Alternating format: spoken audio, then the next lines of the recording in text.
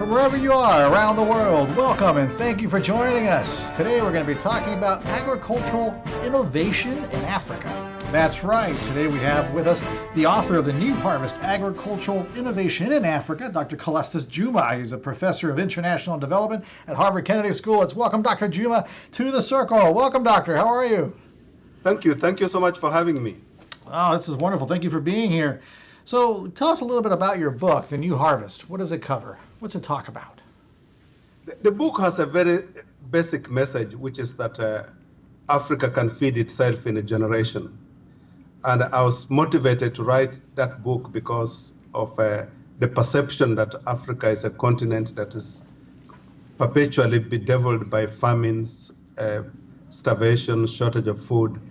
But I've also seen examples of countries that have been able to basically address those problems actually fairly quickly. But I've also spent some time looking at the potential of applying emerging technologies to help Africa feed itself.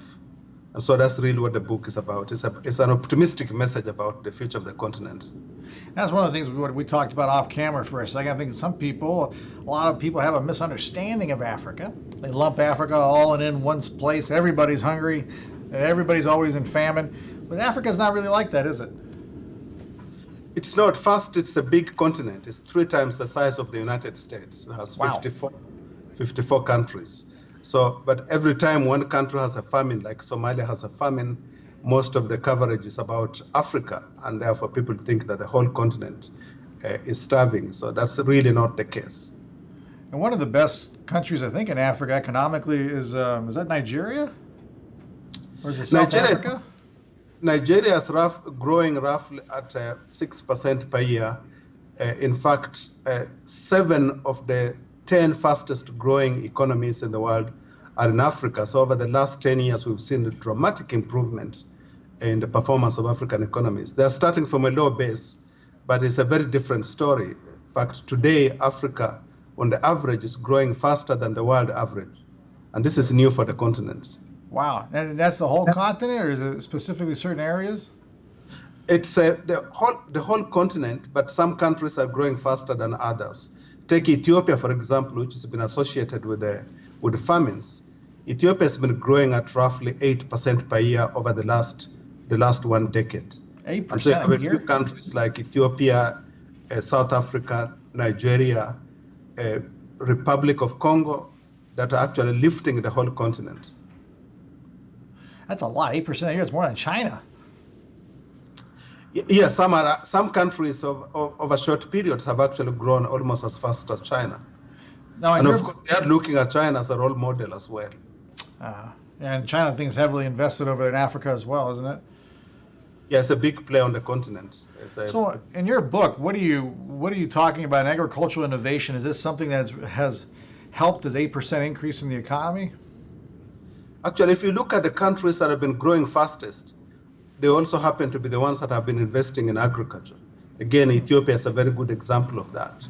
And so we find that countries that position agriculture at the center of their economic recovery tend to grow very fast. The main reason is because these are agricultural economies.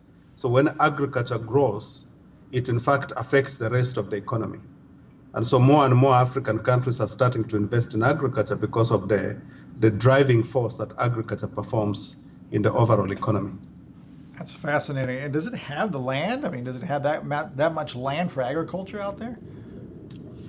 Yes. In fact, it's roughly 60% of the arable land available worldwide today is in Africa, which explains why many foreign companies are starting to move to Africa and exploring new investment opportunities.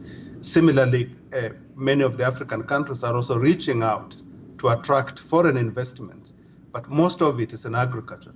So they're starting to do for agriculture today what in fact China did for manufacturing about 40 years ago.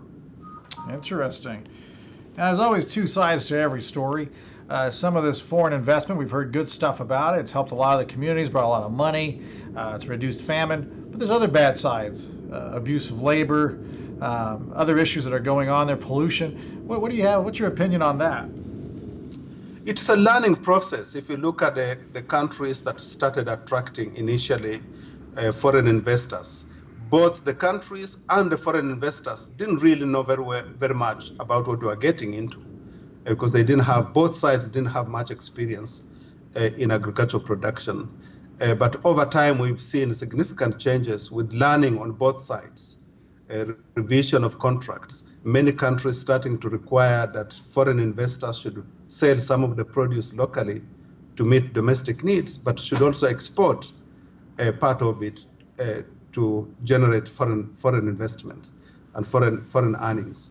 So we've seen a process of learning taking place. Again, it's not very different from China 40 years ago, where country opened up, people rushed in. Not everybody made money. Not every Chinese investor actually succeeded in the process. That's an interesting point. Didn't think about it that way. Before we get into, I know you have a new book coming out. I'm excited to read that. Before we get to that, the last question in regards to Africa and the investments and what's going on out there. Income inequality, is that something that's developing, that tends to develop when a country is growing initially? Is that happening right now? That's a major challenge for the continent, in that by starting off with the low base of economic development, where the majority of the people are poor, what we've seen is, in fact, in many countries, a worsening of inequality between different social groups. But we are also starting to see greater focus on the part of African leaders on wanting to grow in a way that is more inclusive. So you'll hear more the term like inclusive growth or sustainable growth. That's to address the equity questions, but also the environmental consequences of economic development. And I argue that, in fact, one way to do that is to expand higher technical training so that more and more people have the skills needed to participate in the economy. It's not about redistribution of wealth, but it's about redistribution of capabilities through technical training. I like that. I like that idea a lot. Hello, my name's Matt, and I'm an addict. My mom was addicted to prescription pills when I was very young, before I even turned 1. Are you or someone you know struggling with alcohol or drug addiction? Has everyone given up on you or your loved one? The caring staff at Elite Care understands and treats you as a whole person. We offer individual and group therapy, holistic healing such as yoga, nutrition, and spirituality, medication management, and PTSD treatment. By building upon your strengths and rebuilding broken bonds, we help you begin a successful life. With our staff of licensed psychotherapists and doctors, you can be assured of the highest level of care. Elite Care is the best option for long-term rehabilitation from drugs and alcohol. Contact 888-511-0607 for more information. So what is your new book about? You think it was a positive look in the future of Africa? Is that what the new book is coming out? The new book is looking at the role of new technologies. It appears that whenever you introduce new technologies in an economic system, you get pushback. And so this is an idea that grew out of my first book, The New Harvest, actually, where I look at the role of new technologies. But at the same time, you see this anxiety surrounding the use of genetically modified crops, the use of tractors, where farmers are concerned that tractors, basically new technologies in general, might widen inequities. And therefore you get a little bit of pushback, in some cases more serious pushback. So my next book is really looking at the psychological factors underlying resistance to new technologies, or tensions between innovators on the one hand and established industries on the other. That's what I explore in the book. That's going to be a tough one to overcome. Can you give us a story or an example of that? My first chapter is actually the history of coffee. When coffee was first domesticated in Yemen, it originates in Ethiopia. But when it got into Europe, it started competing with the European beverages like milk, tea, and wine. And therefore we had pushback from Europe. So we had almost 250 years of opposition to coffee in a number of European countries. We've more or less forgotten this history, but coffee was extremely controversial in fact, more controversial than genetically modified foods or even nuclear power. I also look at the story of mechanization of agriculture in the United States, which is the conflict between those who favored animal draft power and those who are investing in tractors. And so the book is basically a collection of examples through history where you have this clash between innovators and incumbent industries. That's going to be fascinating to find out. Africa looks like it's heading in the right direction. The trajectory looks good. What about the corruption of the government? Is that getting in the way? Is that slowing it down? Is that disappearing? I think corruption is a major challenge, and we've seen in some countries as economies start to grow, you get, because of the absence of institutions that regulate corruption, weak judicial systems, and the inability of the leaders to take action against their colleagues. We've seen an increase in corruption in many countries, but we also see greater agitation on the part of the public who want to see, in fact, the elimination of corruption, because it's one of those forces that, in fact, basically explains a large part of the growing inequity between the poor and the rich. Yeah, that's a sad thing. We've seen it a lot. I think Mugabe is an example of that as well. Yeah, it is a major challenge for the continent.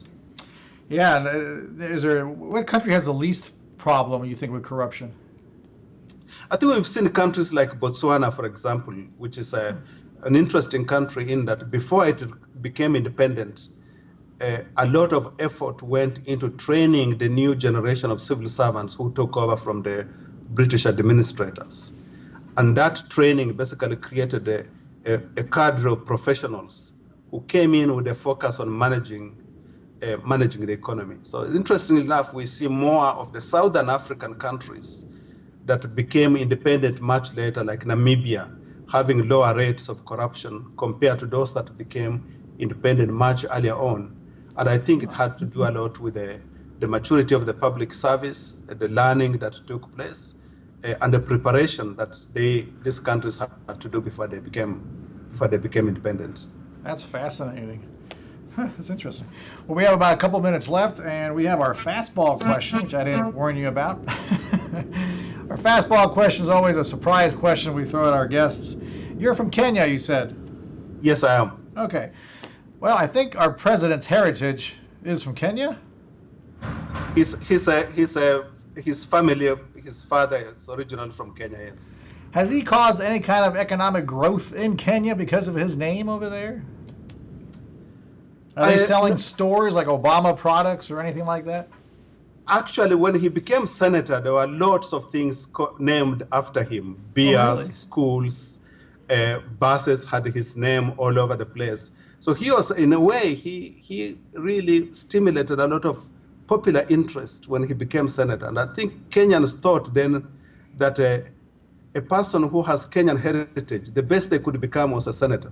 But when he became president, I think the Kenyans got really confused. They were not prepared on how to leverage that connection. Oh, really? Yes, I think they were happier. They exhausted their possibilities when he became senator, and they got confused when he became president. That's a personal opinion, but many people would disagree with that. Is it motivated the young people there? I've seen beers called Senator beer, but this was Obama Senator beer, but this was created when he became senator. But I haven't seen any beers named after him after he became president. Has it motivated the youth? Pardon? Do you think it motivated the youth in Kenya? I think young people were really inspired by him because he came to power at a time when Kenya was in the early stages of experimenting with democracy. And I think that in the long run, he will have his legacy will be felt, not just in Kenya, but in most African countries. Yeah, fantastic. Thank you again. Dr. Calestuous Juma, here's his book, The New Harvest, Agricultural Innovation in Africa.